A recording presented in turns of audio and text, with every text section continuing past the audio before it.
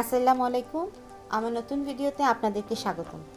আজকে আমি দেখাবো কি করে বেজের কর্নার স্মুথ রেখে ক্লে বেজ তৈরি করে নিতে হয়। আমাকে অনেকে অনেক সময় জিজ্ঞাসা করেন কি করে বেজের কর্নার স্মুথ রেখে ক্লে বেজ তৈরি করা যায়। তো তাদের জন্য আজকে আমার এই ভিডিওটা একদম শেষ পর্যন্ত দেখতে হবে কিছু টিপস এবং ট্রিক্স পেতে হলে।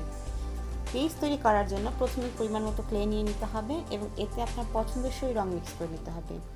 রং মিক্স করার সময় গ্লাভসটা পরে নিলে খুব ভালো হয়, কারণ এতে এক্সট্রা রং লেগে থাকবে না এবং আপনার হাতটা বারবার ধুতেও হবে না, কাজ করার সময় অনেকটাই বেঁচে যাবে। আজকে আমরা ক্লেতে রং করার জন্য ইউজ করছি ফেব্রিক কালার। আপনারা চাইলে ওয়েল কালার বা ফুড কালারও ইউজ করতে পারেন, যেটাতে আপনার সুবিধা হয়। তো আমি আজকে ক্লেতে রং করার জন্য কালো রংটা ইউজ করছি, তবে আমাদের বেসটা হবে অ্যাশ কালার। তাই আগে কিছুটা কালো রং মিক্স করে তারপরে আমরা সাদা রং মিক্স করে অ্যাশ কালার তৈরি করব। তো রং করার ক্ষেত্রে একটা জিনিস অবশ্যই মাথায় রাখতে হবে, সেটা হচ্ছে আপনি যে রঙের বেস চাচ্ছেন তার থেকে এক শেড লাইট কালার আপনি ইউজ করবেন, কারণ এয়ার ডাই ক্লের ক্ষেত্রে সব সময় ড্রাই হয়ে যাওয়ার পর রংটা কিছুটা ডার্ক হয়ে আসে। তাই আপনি যে রঙের বেস চাচ্ছেন তার থেকে কিছুটা লাইট করে আপনি কালার মিক্স করবেন। এতে ডার্ক হয়ে যাওয়ার পরে আপনি ঠিক যেই কালারটা চাচ্ছেন সেই কালারটাই আপনার বেজে আসবে। তো এখন আমরা সাদা রং মিক্স করে নিচ্ছি। সাদা রং মিক্স করার পরে দেখছেন কি করে অ্যাশ কালার হয়ে যাচ্ছে। তো আমরা চলে আসছি অ্যাশ কালার পুরোপুরি হয়ে যাওয়ার পর।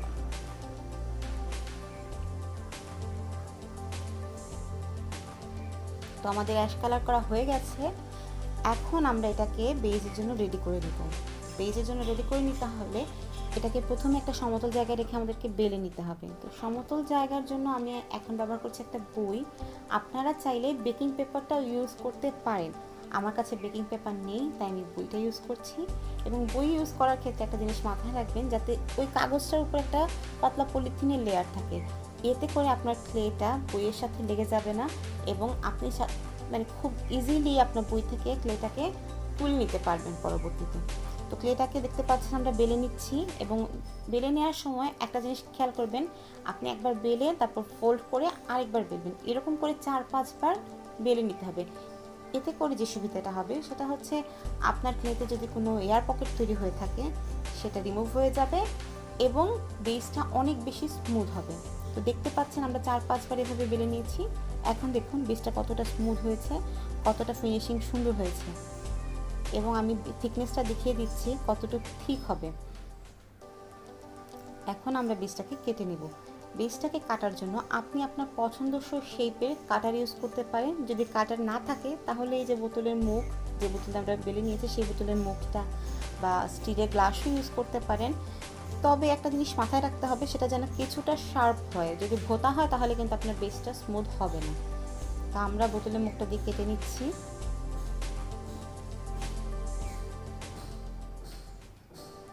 বোতলের মুখ দিয়ে কেটে নেওয়ার পরে আমরা আশপাশের যেটা এক্সট্রা অংশ আছে সেটা তুলে নেব।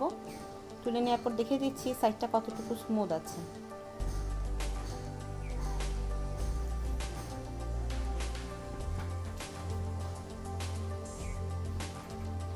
হ্যাঁ, দেখুন সাইডটা কতটুকু স্মুথ।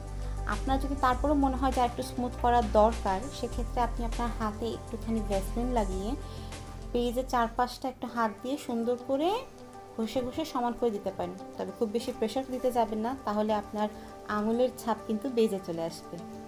তো এখন আমরা জাম্পিং অ্যাড করার জন্য পেন্ডেন্টে একটা ফুটো করে নিচ্ছি। এটা আপনি কাঁচা অবস্থাতে করে নিলে সবচেয়ে ভালো হয়, কারণ তখন আপনার কোনো প্রকার সমস্যা হবে না ফুটো করতে এবং পরে আপনাকে কোনো কষ্ট করতে হবে না। তো আপনি যদি সম্পূর্ণ ড্রাই হয়ে যাওয়ার পর ফুটো করতে চান তখন কিছুটা প্রবলেম আছে, তবে সেটাও করা যায়। কাঁচা অবস্থাতে করে নিলে সবচেয়ে ভালো হয়। তো আপনি এই বেসটাকে ড্রাই করে রেখে দিতে পারেন, পরবর্তীতে যে কোনো সময় ব্যবহার করতে পারবেন বেসটাকে। তো এই ছিল আজকে আমার ভিডিওটা কেমন লাগলো অবশ্যই জানাবেন। আল্লাহ হাফেজ, হ্যাপি ক্রাফটিং।